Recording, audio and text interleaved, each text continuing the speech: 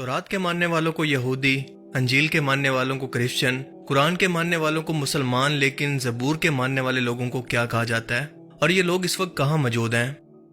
हम सभी लोग जानते हैं कि अल्लाह ने 4 आसमानी किताबें मुख्तलिफ औकात के अंदर अपने पैगम्बरों पर नाजिल की, जो कि तरतीब के लिहाज से तौरात, ज़बूर, अंजील और कुरान मजीद हैं।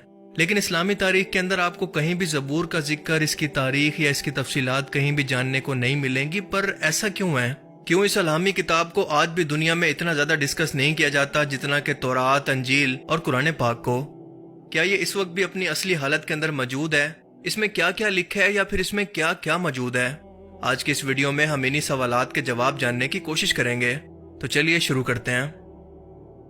ज़बूर हज़रत दाऊद अलैहिस्सलाम पर नाजिल होने वाली किताब थी, जिसे समझने से पहले इसके नज़ूल का वक्त और इसकी ज़रूरत को समझना इंतहाई ज़रूरी है।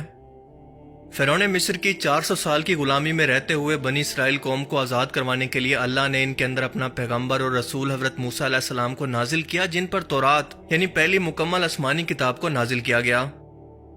हज़रत मूसा अलैहिस्सलाम बनी इसराइल कौम को मिस्र से निकाल कर एक बहुत बड़े सराय सीना पार कराते हुए फ़लस्तीन ले गए, जिसकी तफसीलात कुरान मजीद के अंदर मौजूद हैं। इस सराय सीना के रास्ते के अंदर कोहे तूर पर तौरात को नाजिल किया गया। सराय सीना के अंदर 10 लाख के करीब बनी इसराइल की आबादी को मनो सलवा खाने को मिला। बादलों ने सरा की धूप से इनको बचाने के लिए इन पर साया किए रखा। पहाड़ों से पानी के चश्मे जारी हुए। हजरत मूसा अलैहिस्सलाम का जमाना 1500 कबले मसीह यानी आज से 3500 साल पहले का बताया जाता है, या फिर हजरत ईसा अलैहिस्सलाम की पैदाइश से 1500 साल पहले का। इस वक्त फ़लस्तीन के अंदर मुशरिकीन की हुकूमत थी। हजरत सुमूएल अलैहिस्सलाम, जो कि अल्लाह के नबी और पहले इसराइली बादशाह थे, उन्होंने काफी अरसा तक बनी इसराइल पर हुकूमत की, और जब वो बूढ़े हो गए तो उन्होंने अल्लाह के हुक्म से तालूत को इनका बादशाह मुकर्रर किया। और इस वाक़े का जिक्र कुरान करीम के पारा नंबर 2 में सूरह बकरा की आयत 245 से 252 के अंदर मिलता है। हजरत तालूत अलैहिस्सलाम ने 1004 कबले मसीह से 1020 कबले मसीह तक हुक्मरानी की, और इसी वक्त के अंदर फ़लस्तीनी फौज से एक फैसला कुन जंग हुई। बनी इसराइल इस वक्त बहुत ही माली और अस्करी तौर पर कमजोर थी, और अपनी ताकत के नशे के अंदर फ़लस्तीनी फौज ने यह ऐलान किया कि हमारे सबसे ताकतवर सिपाही जालूत को अगर तुम में से कोई शख्स हरा देगा या फिर इसे कत्ल कर देगा तो ये पूरा का पूरा फ़लस्तीन बिना लड़ाई के तुम्हारा। तालूत अलैहिस्सलाम ने यह ऐलान किया कि जो भी शख्स ये काम करेगा, मैं अपनी बेटी की शादी उससे करूंगा और वो बनी इसराइल का अगला बादशाह होगा। इसी दौरान हजरत दाऊद अलैहिस्सलाम, जो कि उस वक्त बकरियां चराया करते थे, सामने आते हैं और एक ही वार सिर्फ जायंट को जहन्नुम वासिल कर देते हैं, और वादे के मुताबिक अब फ़लस्तीन बनी इसराइल के हवाले हो जाता है। इसी फ़लस्तीनी फौज से ताबूत सकीना भी वापस ले लिया गया, जिसके अंदर हजरत मूसा अलैहिस्सलाम और हजरत हारून अलैहिस्सलाम के तबरुकात थे। हजरत तालूत अलैहिस्सलाम की वफात के बाद हजरत दाऊद अलैहिस्सलाम बनी इसराइल के बादशाह बने और फिर बैतुल मुकद्दस के अंदर अपना दारुल हुकूमत कायम किया, जिसका नाम है हिब्रून।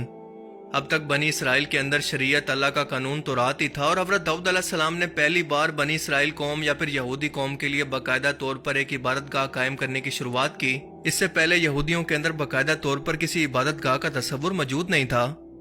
यहाँ पर ताबूत सकीना को भी लाकर रखा गया, और यह नाम इसलिए रखा गया क्योंकि यह हजरत दाऊद अलैहिस्सलाम की जिंदगी के अंदर तामीर नहीं हो सका, बल्कि आपके बेटे और अगले पैगम्बर हजरत सुलेमान अलैहिस्सलाम ने इसे तामीर किया, जिनके नाम की मुनासबत से इसे हैकल सुलेमानी कहते हैं। अब क्योंकि बनी इसराइल कौम के पास किताब भी थी, इबादत का तस्वुर भी था, लिहाजा हजरत दाऊद अलैहिस्सलाम की जिंदगी में इन पर ज़बूर नाजिल हुई, जिसका लफ्जी मतलब है टुकड़ा। अब यहाँ पर सबसे अहम और समझने की बात यह है कि ज़बूर कोई शरीयत की किताब नहीं है, बल्कि अल्लाह की तारीफ और हम्दो सना से भरी हुई किताब है, क्योंकि अल्लाह ने हजरत दाऊद अलैहिस्सलाम को लोहे को नरम करने की ताकत और इंतहाई खूबसूरत आवाज़ अता करने के साथ साथ अल्लाह की हम्दो सना इतने खूबसूरत अंदाज के अंदर बयान करने का मौजा अता किया था, जो कि आज तक किसी और को अता नहीं किया। ज़बूर की पूरी किताब भी अल्लाह की तारीफ, इसकी बड़ाइयों और इसकी हम्दो सना से भरी हुई है। इसके अंदर जिंदगी गुजारने के कोई अहकामात मौजूद नहीं है, ना ही कोई तारीख, पेशन गोइयाँ, इखलाकियात, ऐसा कुछ मौजूद नहीं। यानी ज़बूर की बुनियाद पर किसी मुआशरे की बुनियाद नहीं रखी जा सकती। ये कोई अलग से शरीयत या अल्लाह का कानून नहीं है। इस किताब के नाजिल होने के बाद बनी इसराइल कौम को बाकायदा तौर पर अल्लाह की हम्दो सना और इसकी इबादत का तरीका सिखाया गया। हजरत दाऊद अलैहिस्सलाम अपने साज के साथ जब इस ज़बूर की तिलावत किया करते तो आसमान, पहाड़, नदियां इस आवाज को सुनकर आपके साथ झूमने लगती। इस कलाम और आपकी आवाज के अंदर इतना असर था कि ये दुनिया के अंदर इंसानों को जन्नत की आवाज महसूस हुआ करती। हजरत दाऊद अलैहिस्सलाम की वफात के बाद ये आवाज तो बाकी ना रही, मगर ये कलाम बनी इसराइल कौम हैकल सुलेमानी के अंदर खुदा की बड़ाई और इसकी इबादत को बयान करने के लिए पहले भी पढ़ा करती है और आज भी पढ़ती है। جو کہ ظاہر ہے کہ ہزاروں سالوں سے ایک جنریشن سے دوسری جنریشن تک پاس ہوتے ہوئے اپنی اصلی حالت کے اندر آج نہ تو مکمل طور پر محفوظ ہے اور نہ ہی اس کے اندر مکمل طور پر وہ چیزیں موجود ہیں جو کہ حضرت داؤد علیہ السلام پر اللہ نے نازل فرمائی تھی۔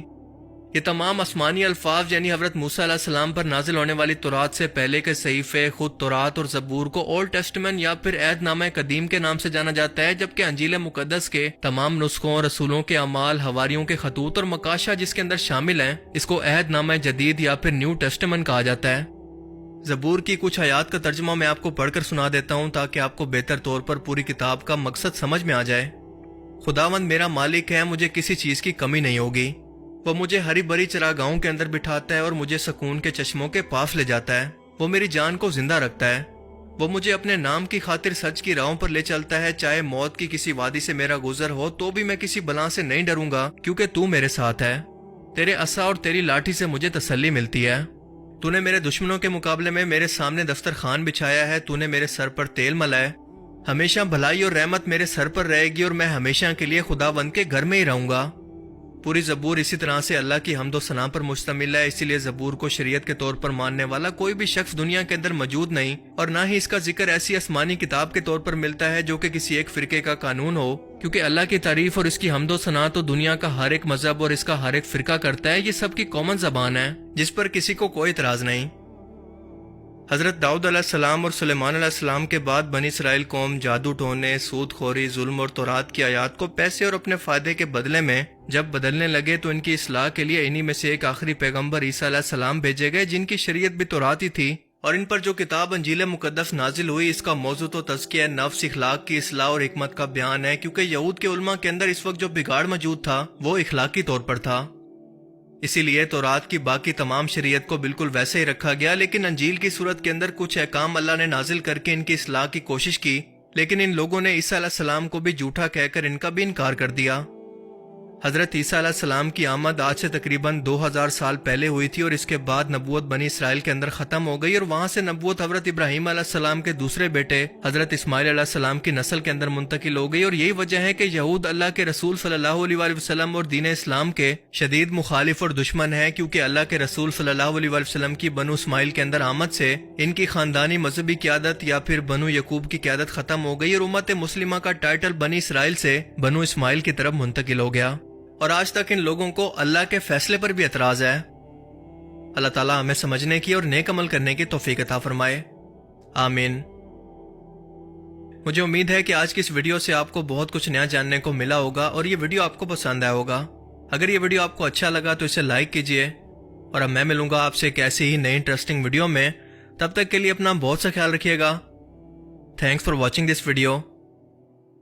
اللہ حافظ۔